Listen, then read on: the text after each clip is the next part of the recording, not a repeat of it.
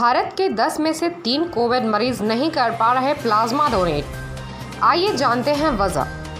भारत में डॉक्टरों के सामने एक नई दिक्कत आ रही है। देश में हर 10 में से 3 कोविड मरीज प्लाज्मा डोनेशन करने के लायक ही नहीं है, क्योंकि उनके शरीर में पर्याप्त मात्रा में न्यूट्रलाइजिंग एंटीबॉडीज ही नहीं बन रहे हैं। जब तक शरीर में पर्याप्त एंटीबॉडीज नहीं बनेंगे, तब तक उनके शरीर से प्लाज्मा नहीं लिया जा सकता है।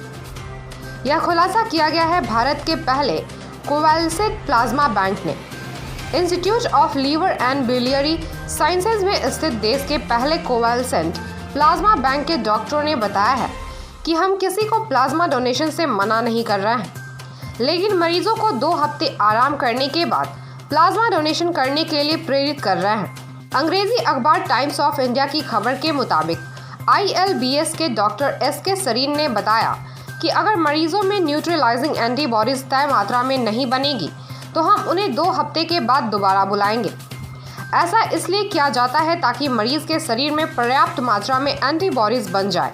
अमेरिका के FDA के मुताबिक आमतौर पर शरीर में न्यूट्रलाइजिंग एंटीबॉडीज कम से कम 1.160 होना चाहिए ताकि प्लाज्मा डोनेशन किया जा सके।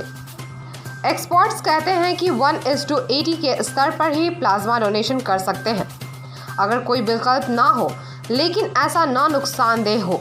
10 में से 3 मरीजों के शरीर में 1:160 से कम एंटीबॉडीज है।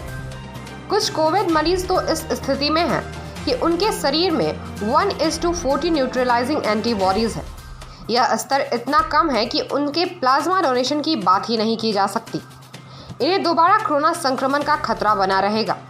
डॉक्टरों का मानना है कि हो सकता है एंटीबॉडीज का शरीर में इतना कम होना दोबारा कोरोना संक्रमित न बना दे, लेकिन ये एक चुनौती है।